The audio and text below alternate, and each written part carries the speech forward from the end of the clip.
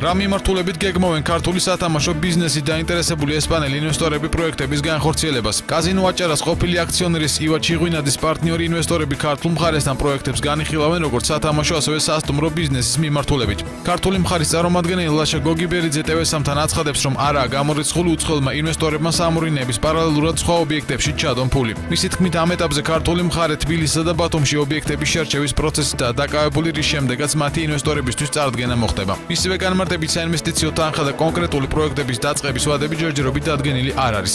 გოგიბერიძის განმარტებით, სათამაშო ბიზნესის დაინტერესებული ინვესტორების საქმიანობისთვის მნიშვნელოვანი იქნება როგორც ქვეყნის საინვესტიციო კლიმატი, ასევე ამ მიმართულებით გატარებული რეგულაციები. ეს იქნება სასტუმრო ბიზნესის, სათამაშო ბიზნესის სავარაუდო ელემენტი.